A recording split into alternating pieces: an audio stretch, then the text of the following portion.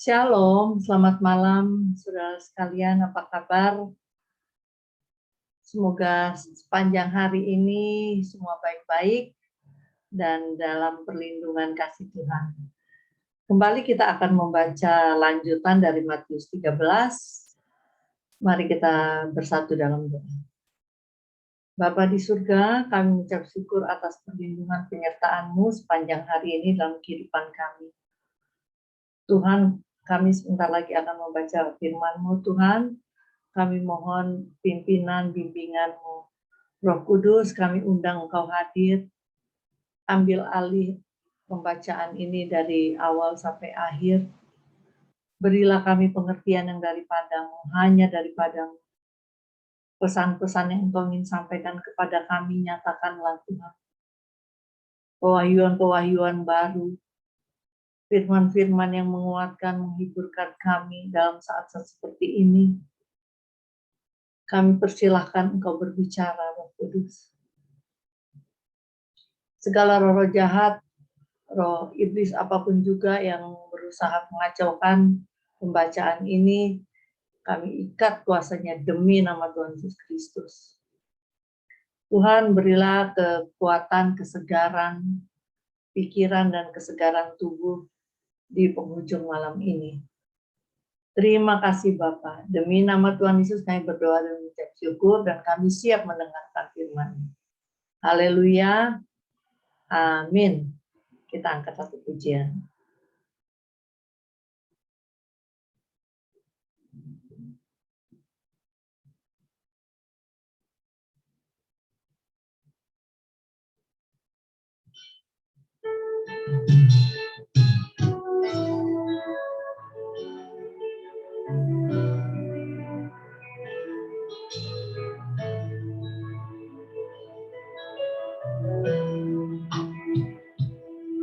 Siapkan hatiku Tuhan, untuk dengar firman-Mu saat ini.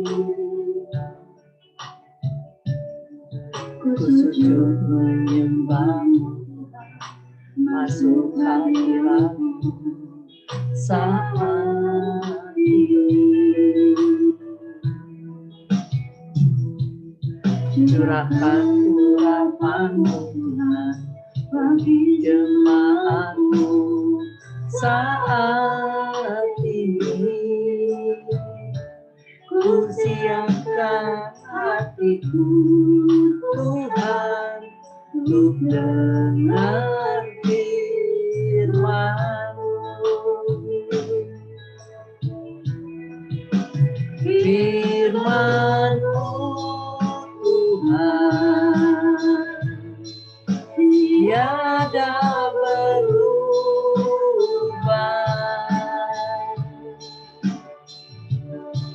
dahulu sekarang selama-lamanya tiada berubah. Benar Tuhan, amin. Firman-Mu Tuhan penolong hidupku. Ku siapkan hatiku Tuhan untuk dengar firman-Mu.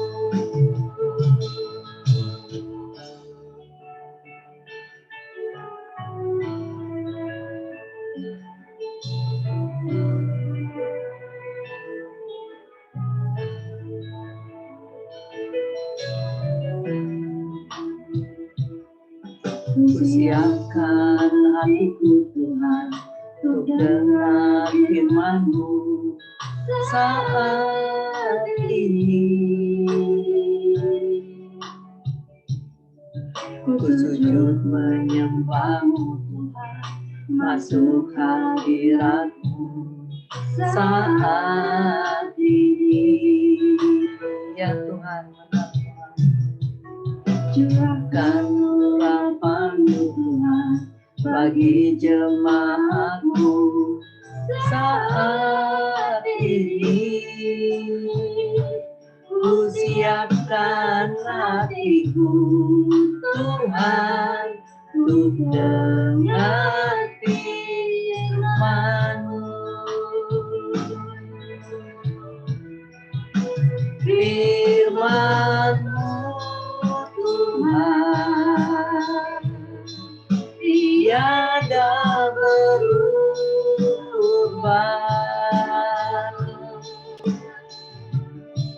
dahulu sekarang selama-lamanya tiada berubah. Firman-Mu Tuhan penolong hidupku,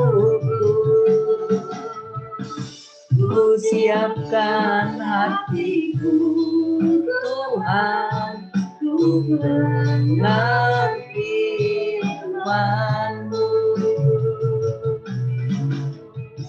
Ku siapkan hatiku Tuhan untuk dengar firman-Mu.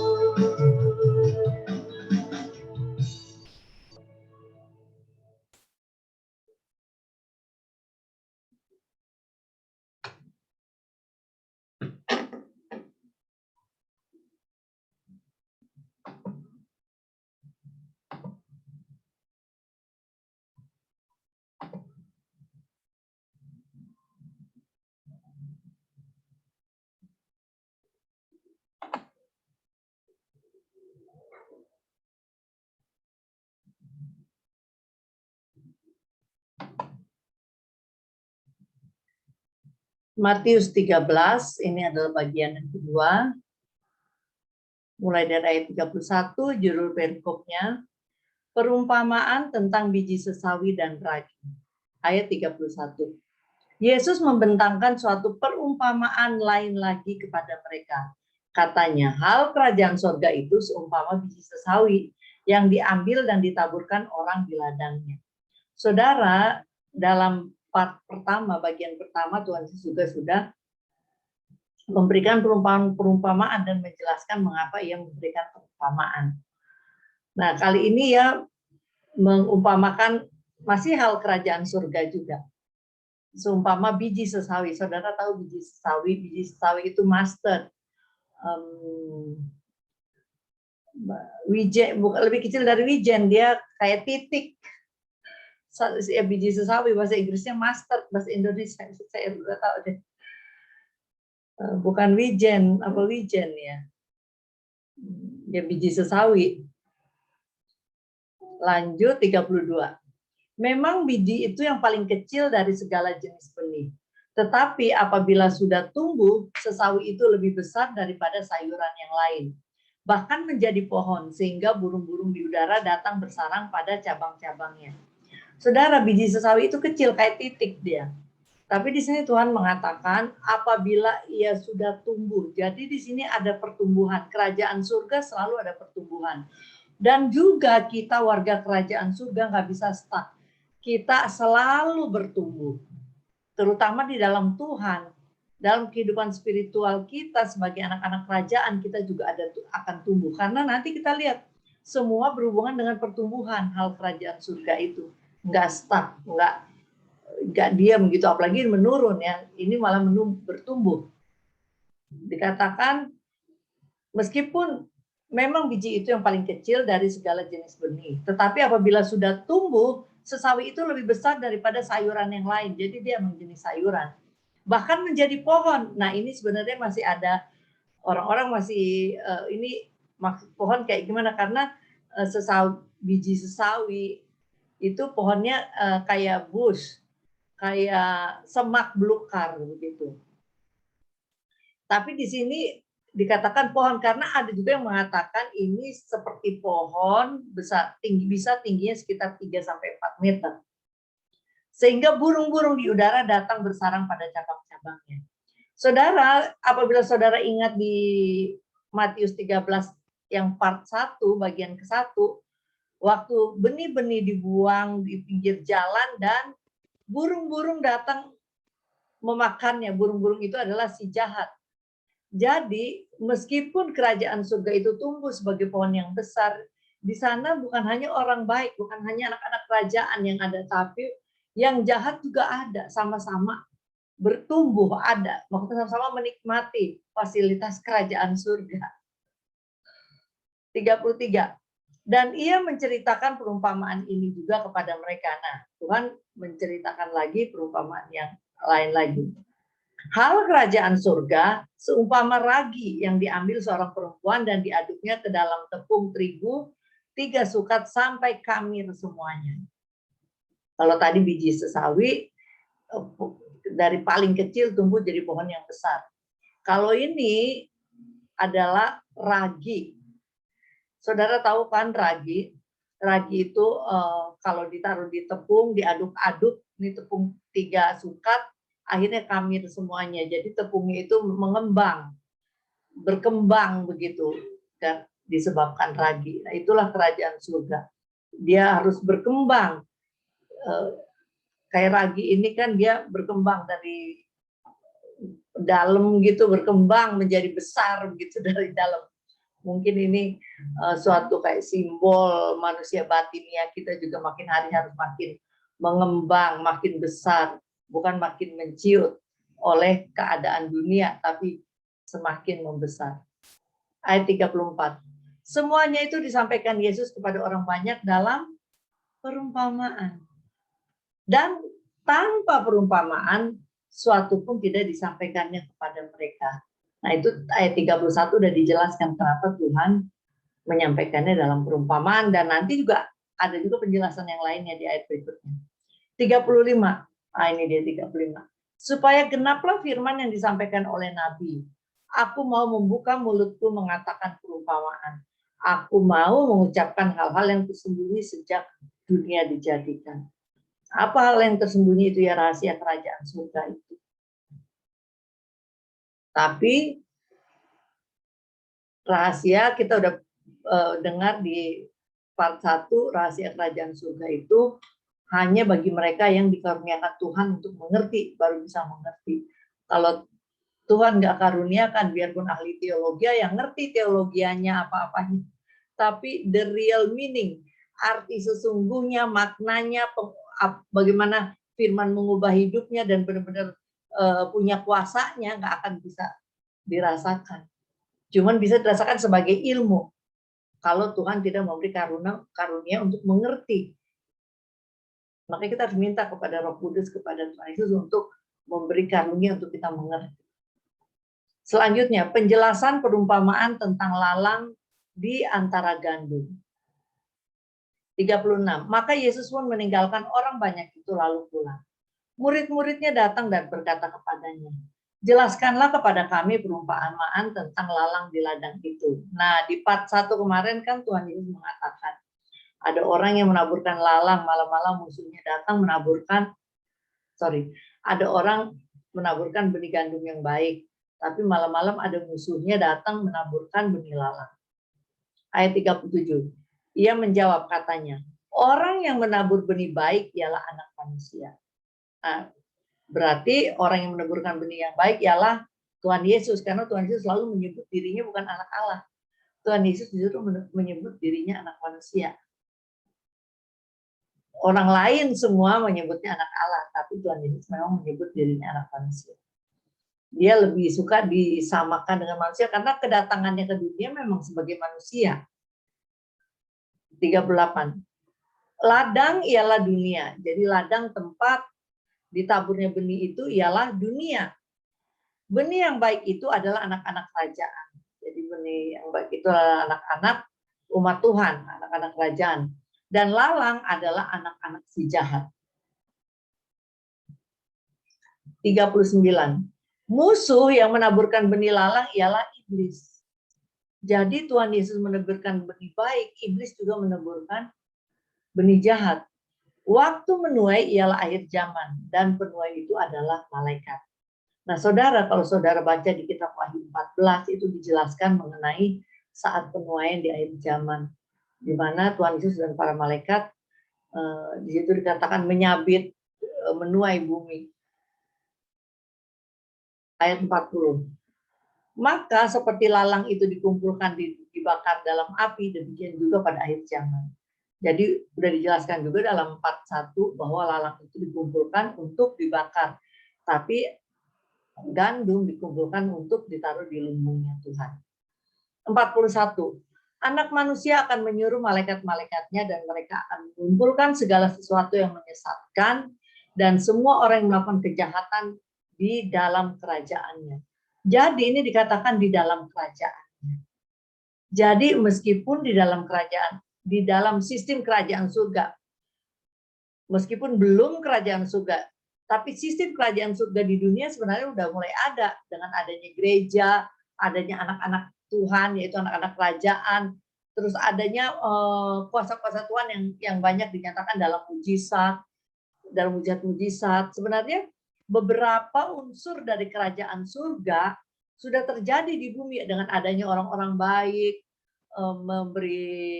melakukan hal-hal yang baik, itu sebenarnya unsur-unsur kerajaan surga. Tapi bersama dengan itu juga ada orang-orang yang melakukan kejahatan meskipun mereka ada di gereja misalnya.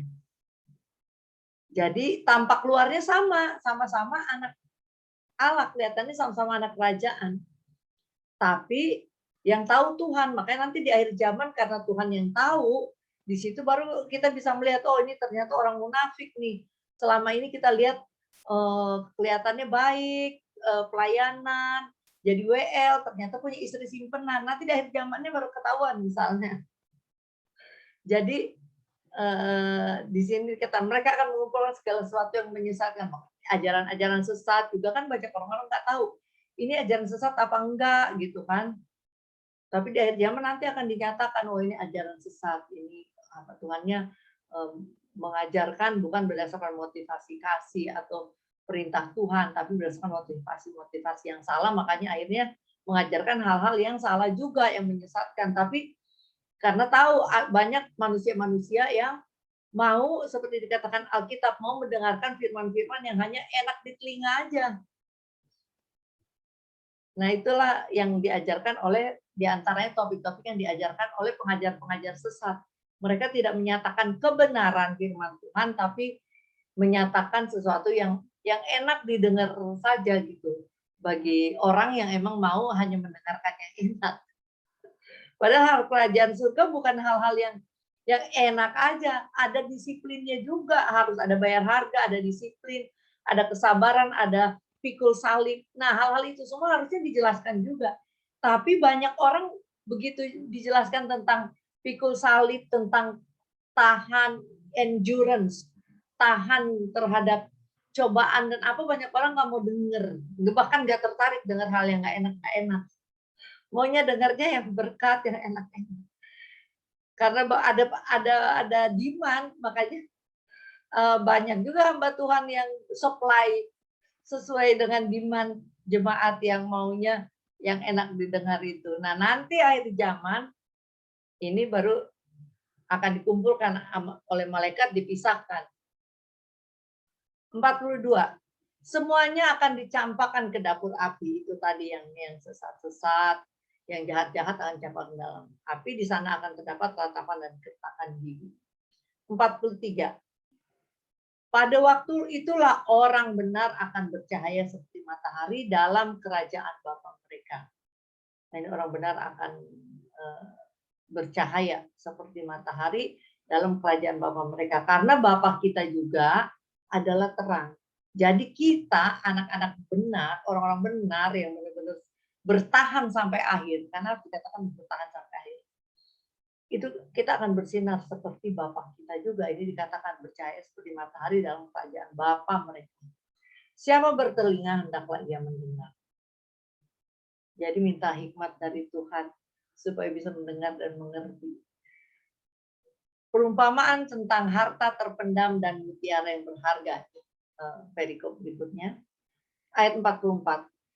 Hal kerajaan sorga itu seumpama harta yang terpendam di ladang, yang ditemukan orang, lalu dipendamnya lagi oleh sebab sukacitanya, pergilah ia menjual seluruh miliknya lalu memberi ladang itu.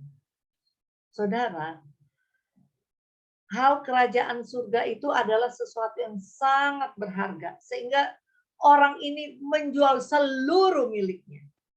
Jadi semua yang kita punya itu kita akan rela apabila harus dijual untuk memperoleh kerajaan surga. Bukan berarti kerajaan surga bisa dibeli. Enggak, ini hanya bukan dilihat dari sisi itunya, tapi ini dilihat dari sisi bahwa kerajaan surga itu sangat berharganya dibanding semua milik kita. Nah, itu seumpama harta terpendam. Jadi manusia ini bicara mengenai bayar harga juga, harus menjual seluruh miliknya untuk memperoleh harta yang terpendam itu. Ayat 45, demikian pula hal kerajaan surga itu seumpama seorang pedagang yang mencari mutiara yang indah. 46, setelah ditemukannya mutiara yang sangat berharga, ia pun pergi menjual seluruh miliknya lalu membeli mutiara itu. Ini sama juga saudara, ini tentang orang yang mencari kerajaan surga, arti kerajaan surga, arti hidup, tujuan hidup. Begitu dia menemukannya, seharusnya dia akan rela apapun dia korbankan untuk memperoleh hal kerajaan surga ini. Ini melukiskan betapa pentingnya, betapa precious, betapa berharganya itu hal kerajaan surga. Selanjutnya, judul perikop baru perumpamaan tentang pukat. 47. Demikian pula hal kerajaan surga itu seumpama pukat yang dilabuhkan di laut, lalu mengumpulkan berbagai-bagai jenis ikan. Saudara tahu kan pukat itu jala yang besar, biasanya ditaruh di belakang perahu apa dilempar gitu kan, terus perahunya jalan, nanti dia jalan gitu, dia nangkepin berbagai ikan yang kena nyangkut di jalannya itu. 48. Setelah penuh, pukat itu pun diseret orang ke pantai. Lalu duduklah mereka dan mengumpulkan ikan yang baik ke dalam pasu dan ikan yang tidak baik mereka buang. 49. Demikianlah juga pada akhir zaman, malaikat-malaikat akan datang memisahkan orang jahat dan orang benar. Jadi, ikan-ikan itu seumpama jiwa-jiwa yang ditangkap ya. Tapi pada akhir zaman, itu kan dikatakan ada ikan yang baik dan ikan yang tidak baik dipisahin. Akhir zaman dikatakan malaikat-malaikat akan datang memisahkan orang jahat dan orang benar. Jadi bukan orang jahat dari orang baik, tapi orang jahat dari orang benar. Kenapa?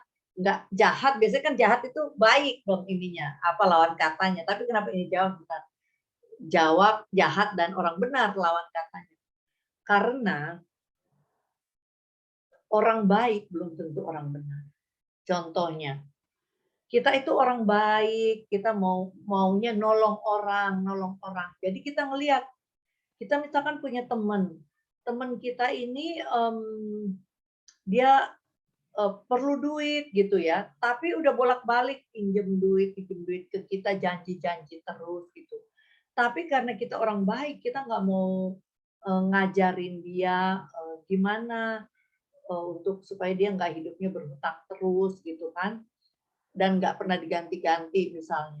Tapi kita malah memasok terus dia. Jadinya karena kita memasok dia nggak ada keinginan untuk berhenti hutang. Dia makin bertambah, makin kita kasih terus. Nah itu baik, tapi itu nggak benar. Harusnya kita oke, stop, udah nggak boleh hutang lagi. Ini bukan dikasih ikan, tapi dikasih pancing. Coba ini kamu daftar MLM ini, atau ini coba buka warung, ini modal berapa nih, dikasih modal dulu berapa, tapi untuk berdiri sendiri gitu. Tapi bukan cuma dikasih doang. Gitu. Jadi kita harus bilang, kamu harus kerja, nggak bisa minta-minta terus gitu. Nah seperti itu. Jadi makanya di sini Tuhan akan memisahkan orang jahat dari orang benar. Nah kalau orang benar ya itu, ada orang misalkan minjem ngutang terus, dia akan bilang ya udah berkali-kali ngutang, sekarang stop, kamu harus cari kerjaan, seperti kayak gitu. Saya bantu cari kerjaan, kemana? Ayo, Gimana tulis lamaran saya bantuin. Tapi udah harus stop, harus ubah hidupnya gitu. Mungkin orang yang dibilang ini, aduh nggak mau ah, kamu jadi jahat. Karena udah kebiasaan enak minta duit terus gitu kan. Nah itu kalau orang benar ya harus punya ketegasan hati. Nggak bisa demi kemajuan orang itu, tapi kalau orang hatinya baik, ya udah kasih terus kasih. Jadi inilah. Demikian juga pada akhir zaman, malaikat-malaikat akan datang memisahkan orang jahat dan orang benar. Oh ya, mengenai orang benar juga ini saya ingin menyampaikan. Kayak seperti sekarang yang terjadi di dunia ya. Contohnya, orang itu salah mengerti mengenai kasih. Misalkan sekarang, sebenarnya contoh ini sudah berkali-kali saya sampaikan juga, mengenai LGBT. Kalau kita orang benar, karena Alkitab mengatakan itu para sodomizer itu orang-orang yang pemburit itu, mereka akan, kalau mereka tidak berhenti perbuatannya, pasti mereka akan tidak mendapat bagian dalam kerajaan surga. Nah, tapi sekarang di dunia apa? Di dunia bilang love win, artinya kasih menang. Artinya apa? Itu penyalahgunaan kasih. Mengatakan bahwa kalau kita mengasihi itu para LGBT, udah biarkan aja mereka terus jadi pemburi. Itu kan sama aja, ya udah biarin aja mereka nggak dapat bagian dalam kerajaan surga. Itu tipu daya iblis. Tapi orang-orang yang hatinya baik, tapi tidak tahu firman, tapi emang hatinya baik. Iya dong, itu hak asasi manusia. Biarin dong, mereka kan juga manusia, ingin juga punya pasangan meskipun sesama jenis gitu. Legal marriage harus di legal, perkawinan sejenis harus dilegalkan, harus disahkan gitu. Itu karena kasih katanya, tapi itu kasih yang salah. Itu kebaik-baik, tapi nggak benar. Nah, kita harus tahu firman Tuhan. Kalau kita tahu firman Tuhan, memang kadang-kadang kita akan kelihatannya kok jahat sih. Tapi kita kan nggak ngelihat kebaikan terus kemudian yang membawa orang itu keluar dari kerajaan surga, dari bagian di kerajaan surga. Kita harus lebih mementingkan kehidupan dari kehidupan yang sekarang ini. Sekarang ini ya ampun, orang umur 100 tahun juga udah males hidup. Tapi nanti kekekalan yang nggak ada batasnya. Di mana kita akan berada kalau kita terus menjadi pemburit? Kita membiarkan orang harus terjadi pemburit atau LGBT. Ya, jadi kita harus belajar jadi orang benar. Amin. Selanjutnya ayat 50. Lalu mencampakkan orang jahat ke dalam dapur api. Nah, kita mau teman kita yang kita kasihi, misalkan seorang LGBT atau saudara kita, keponakan kita yang LGBT, kita mau mereka dilempar ke dalam dapur api. Nggak mau kan? Nah, disitulah kita harus beri penerangan, udah berhentilah. Gitu kan, harus cari Tuhan, karena Alkitab mengatakan begini. Jadi harus ikutin, kalau kita mau nggak dilempar ke dalam dapur api. Di sanalah akan terdapat ratapan dan detak gigi. 51. Mengertikah kamu semuanya itu? Mereka menjawab, ya kami mengerti. 52. Maka berkatalah Yesus kepada mereka, karena itu setiap ahli Taurat yang menerima pelajaran dari hal kerajaan surga itu, seumpama tuan rumah yang mengeluarkan harta yang baru dan yang lama dari perbendaharaannya. Ingat beberapa waktu yang lalu saya jelasin mengenai ahli Taurat, mengenai kirbat baru, anggur baru, terus kain baru ditempel ke kain lama. Para ahli Taurat itu adalah kain yang lama, adalah kirbat yang lama. Makanya ajaran Tuhan Yesus yang baru nggak bisa ditempelkan. Karena mereka masih pegang yang lama-lama, yang tradisi-tradisi. Sedangkan Tuhan Yesus adalah reformator gitu. Nah, tapi di sini dikatakan kalau setiap ahli Taurat yang menerima pelajaran surga ini, yaitu pelajaran yang seumpama anggur baru ini, Maka ia seumpama tuan rumah yang mengeluarkan harta yang baru dan yang lama dari perbendaharaannya. Jadi dia tetap memiliki dua-duanya. Seperti itu kira-kira. Selanjutnya, perikop selanjutnya, Yesus ditolak di Nazaret. 53. Setelah Yesus selesai menceritakan perumpamaan itu, ia pun pergi dari situ. 54. Setibanya di tempat asalnya, Yesus mengajar orang-orang di situ di rumah ibadat mereka. Maka takjublah mereka dan berkata, dari mana diperolehnya hikmat itu dan kuasa untuk mengadakan mujizat-mujizat itu?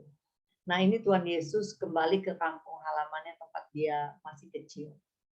Nah, orang-orang di situ mungkin masih ada yang mengenalnya, masih ada yang nggak mengenalnya. Ini mereka pada bertanya-tanya, dari mana ini dia peroleh? Dia berhikmat banget gitu kan. Terus kuasa untuk mengadakan mujizat-mujizat dari mana itu semua mereka takut pengen tahu. Ayat 55. Nah, ini sebagian udah tahu. Lah, mengatakan ayat 55. Bukankah ia ini anak tukang kayu? Bukankah ibunya bernama Maria dan saudara-saudaranya Yakobus, Yusuf, dan Simon dan Yudas? Nah, ini orang-orang ingat lagi mengenai Tuhan Yesus, ingat masa lalunya waktu dia kecil di sini. Mungkin mereka ingat Tuhan Yesus yang lari-larian sama mereka, yang ya hidup manusia lah, manusia biasa waktu kecil menjadi besar. Ayat 56. Dan bukankah saudara-saudaranya perempuan semuanya ada bersama kita? Jadi dari mana diperolehnya semua itu? Nah, mungkin saudara-saudara perempuannya ini masih dibilang ada bersama kita. Mungkin tinggal di kota itu, mungkin ada yang udah menikah dengan orang lokal situ. Tapi kan Maria dan Yesus kan sempat pindah keluar dari Kapernaum. Keluar dari Galilea pindah ke Kapernaum. Nah, lanjut 57. Lalu mereka kecewa dan menolak dia. Maka Yesus berkata kepada mereka, seorang nabi dihormati di mana-mana kecuali di tempat asalnya sendiri dan di rumahnya. Nah, itulah saudara.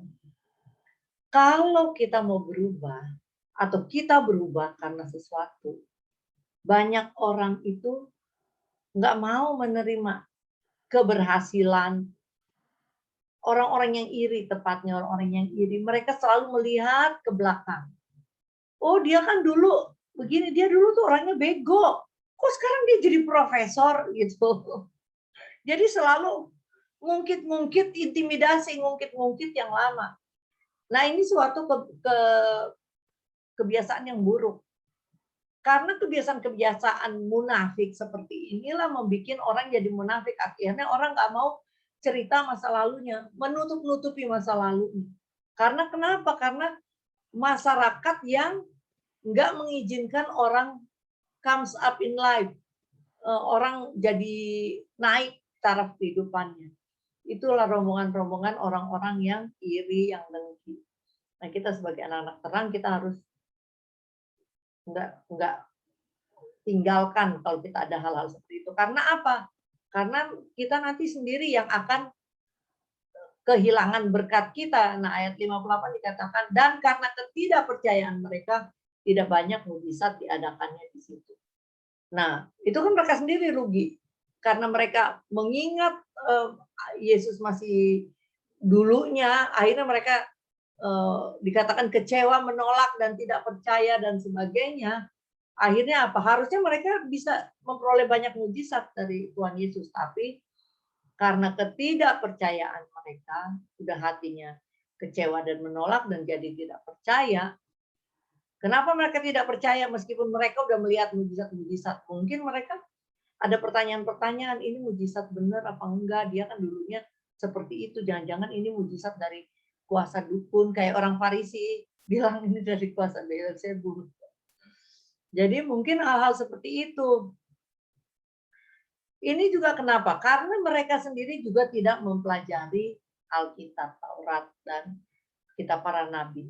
Kalau mereka mempelajari kitab Taurat dan para nabi dan mengertinya dengan benar, mereka akan tahu bahwa inilah Sang Mesias yang dijanjikan, dinubuatkan. karena mereka mungkin nggak mau pelajari dan mereka nggak tahu sehingga ini yang terjadi. Jadi ayat 58, dan karena ketidakpercayaan mereka tak banyak mujizat yang diadakan di situ. Sayang sekali. Baik saudara, jadi sampai demikian pembacaan Matius 13 hari ini, malam ini. Apa rema yang saudara peroleh? Ingat ya, selalu minta rema dari Tuhan. Tuhan berbicara padaku. Sebelum kita mulai, saudara harus minta pada Tuhan rema apa yang Tuhan ingin bicarakan kepada saudara. Karena setiap firman hidup ini berbicara pribadi lepas pribadi. Apa yang Tuhan ingin bicara, meskipun ayatnya sama, bisa juga itu berbicara di hati kita masing-masing berbeda sesuai dengan yang ingin Tuhan sampaikan. Nah, dari saya, rema perenungan saya, ayat 58. Dan karena ketidakpercayaan mereka, tidak banyak mujizat diadakannya di situ. Berarti mujizat dan kepercayaan atau iman mempunyai hubungan yang erat. Oleh karena itu, karena punya hubungan yang erat, kalau kita mau mengalami mujizat dalam kehidupan kita, maka kita harus tingkatkan kepercayaan atau iman kita kepada Tuhan Yesus. Dan sekali lagi saya katakan, iman dan kepercayaan itu harus dilatih. Kalau kita nggak melatih iman dan kepercayaan, kita cuma merasa aku ini udah deh, aku ini orang beriman, aku ini orang percaya. Itu cuma pikiran saudara. Karena iman itu harus diuji. Kalau di latihan iman adalah ujian-ujian kecil yang kita lewati. Dan ingat, iblis itu selalu kerjaannya bikin hal-hal yang gampang susah, yang susah gampang. Makanya waktu saat mau ada pengujian iman, kita ngerasanya, wah ini kayaknya susah sekali. Padahal itu melalui iman bisa dilakukan dengan mudah. Cuma nanti iblis sudah bilang, nanti kalau lo misalkan gini, ngumpetin apa sesuatu gitu, dosa gitu, udah jangan buka. Nanti kalau iblis tuh inget-ingetin, ntar kalau lu buka lu malu, ntar lu ini, ntar seluruh keluarga lu malu, ini. Padahal Alkitab kan bilang kita harus mengakui, setiap dosa harus diakui di hadapan Tuhan. Malah kalau bisa di hadapan dua saksi gitu kan, harus diakui supaya dosa nggak ada sengatnya. Nah, kalau kita nggak punya iman terhadap firman yang mengatakan seperti itu, kita tetap simpan aja dosa kita. Kita simpan aja gitu. Nah, iblis aman tuh mengintimidasi kita terus selama dosa itu nggak kita dengan berani akui. Dosa juga bisa berhenti kalau kita akui dan kita mintain ampun, itu bisa berhenti dan didoakan. Bisa berhenti. Saya bicara mengenai dosa yang mengikat. Baik saudara, ini udah cukup malam. Mari kita bersatu dalam doa. Bapa di surga, terima kasih atas firman-Mu Tuhan. Tuhan, kami mau mengerti firman-Mu Tuhan, dan tolong kami untuk melakukan dalam kehidupan kami sehari-hari. Beri kami kekuatan Tuhan untuk melakukan firman-Mu Tuhan. Supaya kami bukan hanya jadi pendengar saja, tapi kami adalah pelaku firman Tuhan. Tuhan, kami mengucap syukur bahwa nama kami tercatat di kitab kehidupan sebagai anak-anak kerajaan. Tuhan, kami mengucap syukur Tuhan Yesus sudah mati untuk kami supaya kami menjadi anak-anak yang dibenarkan oleh iman. Terima kasih Tuhan. Tuhan, sekarang kami akan istirahat. Tuhan, berilah kami tidur yang nyenyak. Berilah Tuhan ketenangan. Berilah hati yang bisa menyerah, berserah kepadamu Tuhan. Tuhan, kami teringat orang-orang yang suka insomnia, nggak bisa tidur, yang hatinya cemas, memikirkan berbagai macam hal sehingga nggak bisa tidur. Tolonglah mereka Tuhan. Roh Kudus, hanya Engkau yang bisa menolong mereka. Tolong mereka Tuhan supaya ada ketenangan, bisa tidur nyenyak. Dan biarlah kami bisa mendapat mimpi yang indah dan Engkau berikan mimpi, petunjuk-petunjuk untuk kami lakukan Tuhan. Berilah kami karunia mimpi Tuhan. Ya Tuhan, kami serahkan seluruh malam ini ke dalam tangan-Mu. Kami juga teringat orang-orang yang karena sakit, badannya sakit atau karena sakit penyakit, mereka juga kesulitan tidur. Tuhan, tolong angkat sakit penyakitnya Tuhan. biarlah beri kenyamanan dalam mereka tidur Tuhan. Juga kami berdoa untuk orang-orang yang sedang berduka cita karena kehilangan orang yang dikasihi, ditinggal meninggal Tuhan. Beri penghiburan Tuhan, hati mereka yang kosong Kau isi Tuhan. Beri penghiburan Tuhan. Kami juga berdoa Tuhan untuk orang-orang yang cemas Tuhan karena mungkin keadaan perekonomian atau keadaan perusahaannya sedang tergoncang. Apapun itu Tuhan, tolonglah mereka Tuhan. Beri ketenangan sehingga mereka bisa beri hati yang pasrah sehingga mereka bisa tidur dengan nyenyak juga Tuhan. Kami menyerahkan segala sesuatu ke dalam tangan. Ampuni dosa dan kesalahan kami Tuhan. Dalam tangan pengasihan-Mu kami serahkan seluruh malam ini dan biarlah besok hari kami bisa bangun dengan tubuh yang sehat, dengan urapan baru, harapan baru, berkat baru, dan iman yang semakin teguh di dalam Engkau. Terima kasih Tuhan. Demi nama Tuhan Yesus kami berdoa dan mengucap syukur. Haleluya. Amin.